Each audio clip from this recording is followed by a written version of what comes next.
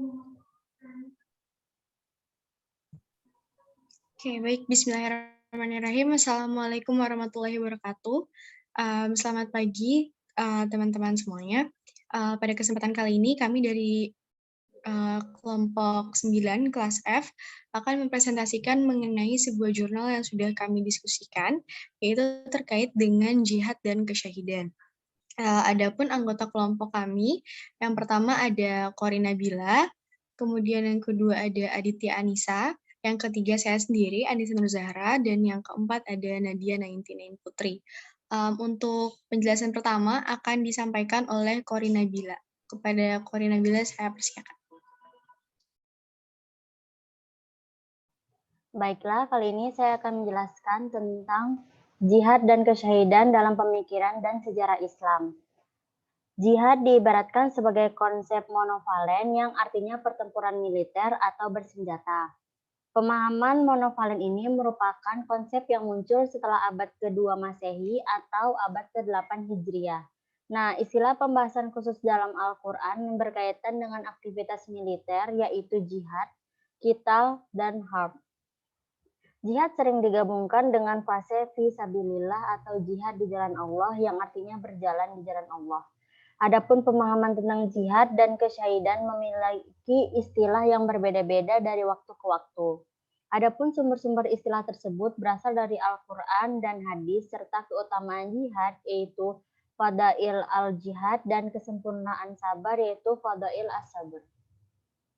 Nah, dalam ini yaitu pembahasan dalam Al-Quran dijelaskan berkaitan dengan aktivitas militer ini atau jihad, itu dalam bahasa Inggris itu struggle atau striving yang artinya perjuangan atau pengarahan dan pergerakan.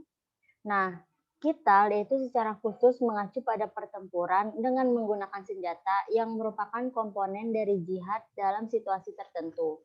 Sedangkan harb memiliki makna umum untuk perang.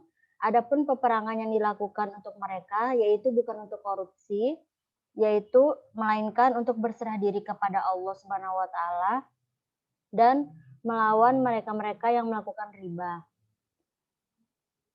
Nah, istilah perang di sini yaitu tidak ada hubungannya dengan konsep jihad sama sekali. Nah, selanjutnya yaitu pembahasan dalam Al-Quran. Adapun pembahasan dalam Al-Quran terkait jihad yaitu terdapat dalam periode Mekah yaitu pada 610 sampai 622 Masehi dan periode Madinah yaitu 622 sampai 632 Masehi. Nah, pada masa periode Mekah yaitu sabar sebagai komponen jihad. Nah, pada masa periode Mekah ini, Nabi Muhammad menerima wahyu dari Allah Subhanahu wa taala di mana muslim tidak diizinkan melalui Al-Quran untuk melakukan pembalasan secara fisik atau melakukan perang. Ayat-ayat yang diturunkan oleh Allah Subhanahu wa taala kepada Nabi Muhammad pada periode ini untuk menasihati kaum-kaum muslim agar selalu bersabar dan menghindari permusuhan. Pada periode ini juga Allah menurunkan wahyu kepada Nabi Muhammad untuk menegaskan agar umat muslim selalu bersabar dan mengampuni orang-orang yang menyakiti mereka dengan kesabaran yang merupakan tingkat paling unggul untuk melawan sebuah kejahatan. Kesabaran merupakan komponen dari bagian jihad orang-orang muslim dan tetap diam terhadap perbuatan yang salah. Maka dari itu apabila mereka melakukan diam dan selalu diam dan bertawakal kepada Allah, maka itu lebih dihargai. Seperti dijelaskan dalam Al-Quran surat Az-Zumar ayat 10. Yaitu orang-orang yang bersabar akan diberikan pahala tanpa batas. Selanjutnya yaitu pada periode Madinah. Pada periode Madinah yaitu membangun alasan yang adil untuk pertempuran militer. Maksud di sini ialah adapun peperangan dilakukan untuk menuntut suatu keadilan yang sah. Dalam periode ini adapun alasan khusus untuk melakukan pertempuran bersenjata yaitu dalam Al-Quran dimulai pada periode Madinah. Dijelaskan dalam Al-Quran surat Al-Hajj ayat 39 sampai dengan 40 yang mengizinkan umat muslim untuk membela diri mereka dari penganiayaan orang-orang kafir.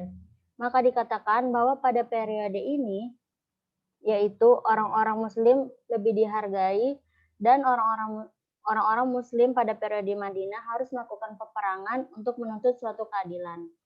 Dalam Al-Quran dijelaskan bahwa perkelahian ditentukan untuk kita semua, semesta.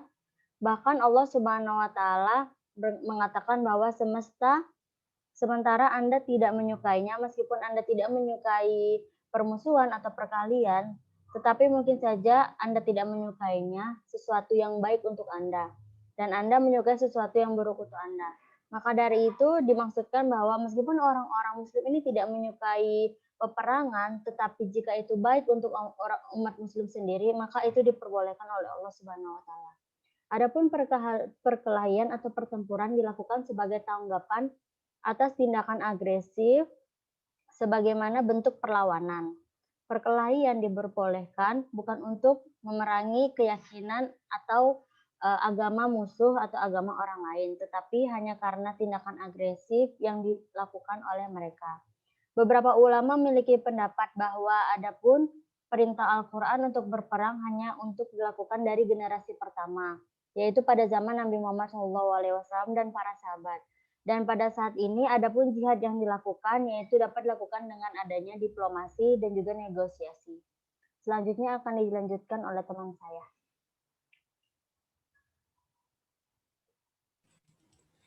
Iya, saya akan melanjutkan pembahasan dari Kori. Saya akan membahas tentang hukum jihad dalam Al-Quran. Etika Al-Quran untuk menghindari pertarungan dan penciptaan perdamaian memiliki sifat yang defensif dan terbatas. Etika dalam Al-Quran ada aturan tentang berhentinya berperang. Dalam Al-Quran, surat 60 ayat 7-8 menyatakan, Tuhan tidak melarang seseorang bersikap baik dan adil kepada mereka yang tidak pernah berperang dengan agamamu. Al-Quran juga menjelaskan bahwa umat Islam boleh memerangi mereka yang menyerang dan menganiaya karena iman mereka. Hidup damai non-muslim dengan mereka membuktikan bahwa tidak ada permusuhan karena terlepas dari apa yang mereka pilih untuk dipercaya. Kematrian dalam Al-Quran dan hadis literatur. Jihad disebut pertempuran senjata melawan musuh Islam. Salah satu ayat Al-Quran menjelaskan, jangan berpikir bahwa mereka tewas di jalan Tuhan itu sudah mati, tapi mereka masih hidup dan terpenuhi kebutuhannya oleh Tuhan mereka. Syahid adalah orang yang menjadi saksi dalam literatur hadis mendidik dan mencerminkan Muslim pada abad pertengahan untuk memberi nilai moral-moral pada perbuatan. Definisi syahid menurut sahabat Abu Hurairah menyatakan bahwa syahid adalah orang yang jika dia mati di tempat tidur akan masuk surga. Catatan dari penjelasan berikut menyatakan bahwa itu menunjukkan pada seseorang yang meninggal di tempat tidurnya dan tanpa dosa, atau ladahab labu. Yang kedua, Abdul Al-Rasyaq menyatakan bahwa ada 4 jenis syahad atau kematian bagi muslim. Yang pertama, wabah, nifas, tenggelam, dan sakit perut. Yang ketiga, Nuwata dari Malik Anas menyatakan ada 7 jenis martir yang yaitu berperang di jalan Tuhan, korban wabah penyakit, tenggelam, meninggal karena pleuritis, diare, terbakar, tertimpa tembok runtuh, dan wanita meninggal saat melahirkan. Literatur dari 3 abad pertama Islam menjelaskan cara berjuang di jalan Allah, yaitu dengan jihad seperti dalam Al-Quran.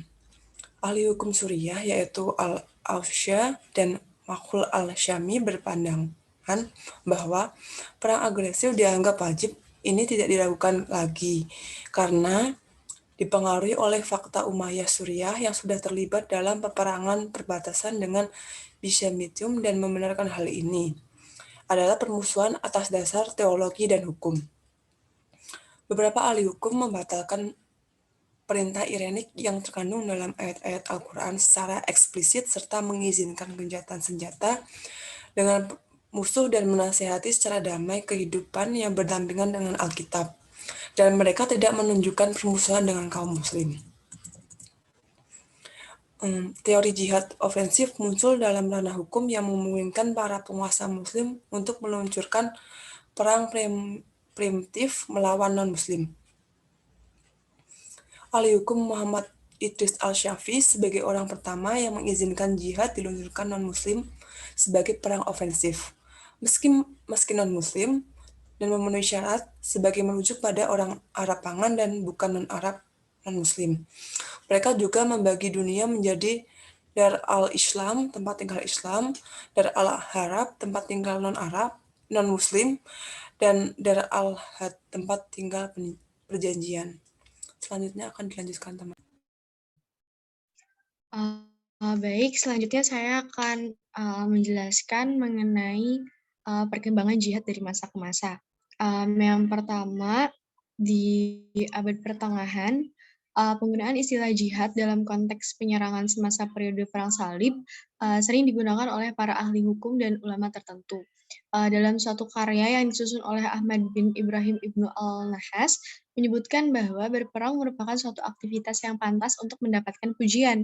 Lebih lanjut, Ahmad bin Ibrahim menegaskan bahwa manfaat jihad dengan berperang lebih besar ganjarannya dari mengumandangkan azan, menawarkan air kepada jemaah haji, dan melakukan haji itu sendiri.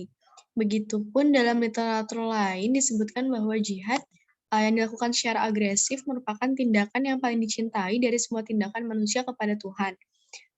Pejuang atau mujahid adalah orang yang terbaik dari semua orang dan tidak ada seorang pun yang mampu melakukan perbuatan yang setara dengan jihad fisabilillah. Sedangkan menurut Abu Hamid Al-Ghazali, menarik pengertian jihad dalam konteks yang lebih luas, yaitu jihad meliputi kesabaran dan rasa syukur. Al-Ghazali menekankan bahwa kesabaran merupakan kunci keberhasilan dalam melakukan peperangan. Dengan kesabaran, para mujahid dapat melawan musuh-musuh Tuhan sebagai sebuah perjuangan spiritual hingga akhir zaman. Argumen Al-Ghazali tersebut diperkuat oleh Muhammad bin Qayyim al-Jauziyah, ahli hukum Damaskus Hanbali terkenal, yang menulis sebuah risalah tentang pentingnya menunjukkan kesabaran sebagai dimensi penting dari perjuangan manusia di bumi. Dalam risalahnya, disebutkan bahwa seorang yang memiliki rasa sabar dapat menangkal segala bentuk musuh, baik internal maupun eksternal, sehingga dapat ditarik kesimpulan bahwa kesabaran merupakan fondasi yang bersifat internal dan spiritual yang dapat melampaui instrumen fisik dan agresivitas. Kemudian, era selanjutnya yaitu periode modern. Selama abad ke-19 dan awal abad ke-20, di dunia Islam kembali muncul gagasan bahwa jihad merupakan suatu upaya pertahanan diri yang benar dan sah dalam melawan agresor asing atau penjajah Eropa. Namun Muhammad Abduh berargumen berdasarkan Quran Surat Al-Baqarah ayat 190 yang menyebutkan bahwa terdapat seruan wala ta'du atau jangan melampaui batas, yang beliau tafsirkan sebagai larangan terhadap orang muslim untuk melakukan permusuhan dan larangan untuk menyerang wanita, anak-anak, orang tua, orang-orang lemah, serta mereka yang memberikan kedamaian. Selain itu juga larangan tersebut ditujukan untuk tidak menyerang tanaman dan fasilitas publik lainnya. Abdul sangat menyayangkan para ahli hukum terdahulu yang tidak memperhatikan ayat tersebut. Menurutnya, ayat tersebut merupakan poin fundamental dari keseluruhan ayat Al-Quran.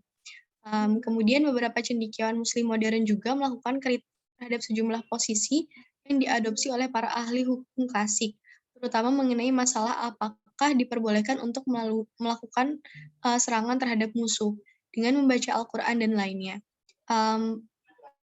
Perspektif ini mengandalkan suruhan prinsip nas atau pencabutan untuk validitasnya. Telah dikritik habis-habisan oleh berbagai sarjana muslim modern dan kontemporer, termasuk Sobhi Masani, Al-Jum'ah, Abu Zahra, Wahba Al-Zuhaili, dan lain-lain.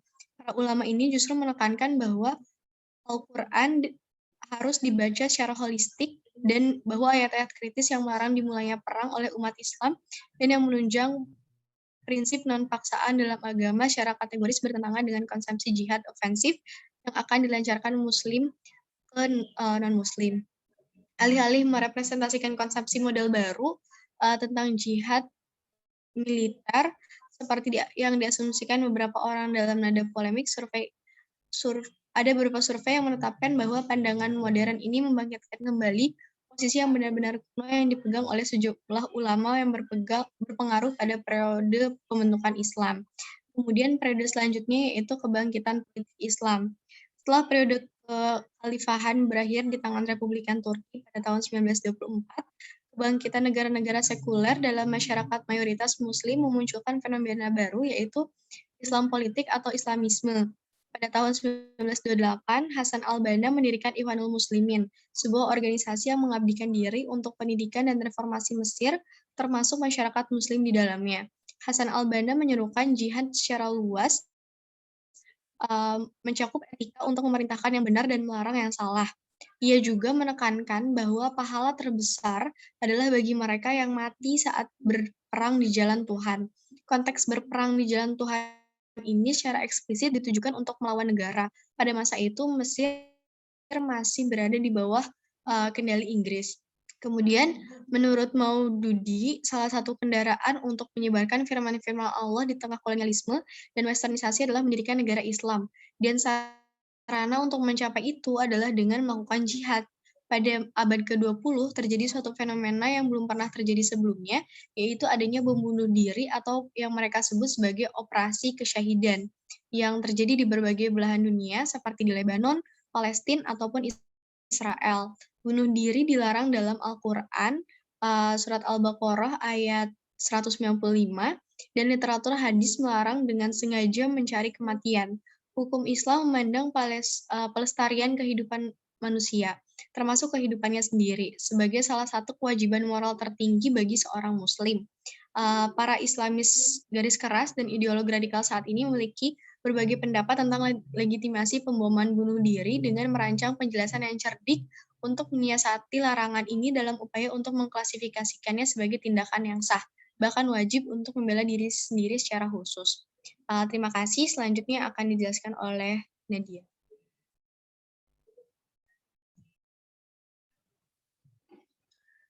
Baik, saya akan menjelaskan bagian histografi. Pada abad 9 terdapat pemahaman jihad yang begitu sempit yang disebut sebagai kitar. Kitar merupakan adanya sebuah aktivitas militer yang bermunculan. Contohnya saja terdapat para ulama yang tertentu. Selain itu juga terdapat ahli hukum dengan melakukan cara seperti bersekutu atau dengan negara untuk menempatkan konsep yang multifasat.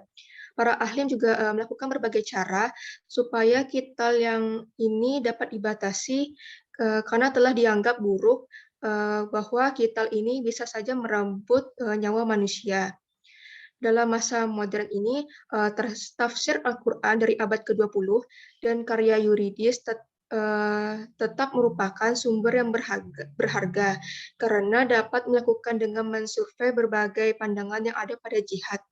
Untuk itu diharuskan dengan menambahkan istilah ataupun pengertian ditulis tentang manfaat jihad dan kesyahidannya.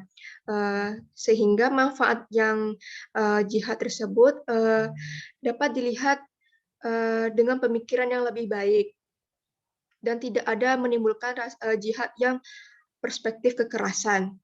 Selain itu, terdapat juga kebangkitan negara atau bangsa terhadap masyarakat yang merupakan mayoritas Muslim pasca kolonial. Dan terdapat juga bahwa adanya kemungkinan politisasi jihad kepada kaum Islam yang begitu keras atau garis besarnya, karena mereka akan melakukan reformasi politik hingga dapat membersihkan dunia Islam dari adanya penyerangan asing. Selain itu, terdapat traktat yang ada di dalam ideologi. Contohnya saja internet, yang merupakan menjadi sebuah sumber untuk mendapatkan informasi dan pernyataan mengenai fenomena seperti bom bunuh diri yang tidak memiliki sebuah historis atau aturan hukum. Selanjutnya, kesimpulannya. Kesimpulan dari jihad ini diibaratkan sebagai konsep yang monovalen, yang mengacu pada arti pertempuran militer atau bersenjata. Adapun pemahaman tentang jihad dan kesyahidan memiliki istilah yang berbeda-beda dari waktu ke waktu. Adapun sumber-sumber istilah yang berasal dari Al-Quran dan hadis serta keutamaan jihad, fadail al-jihad, dan kesempurnaan kesabaran, fadail sarb. Jihad memiliki pembahasan khusus dalam Al-Quran yang terbagi menjadi dua, yaitu periode Mekah, SARB sebagai komponen jihad, dan periode Madinah yang membangun alasan yang adil untuk pertempuran militer. Dijelaskan juga dalam Al-Quran tentang etika untuk menghindari pertarungan dan menciptakan perdamaian dalam Al-Quran. Surat Al-Mumtahanah 7-8 hingga pada abad ke-19 sampai 20.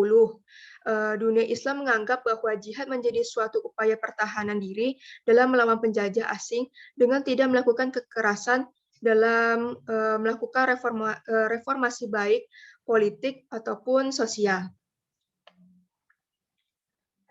Sekian dari kelompok 9. Maaf jika ada kesalahan. Kalau ada yang mau bertanya, silakan. Sekian dari kelompok kami. Assalamualaikum warahmatullahi wabarakatuh.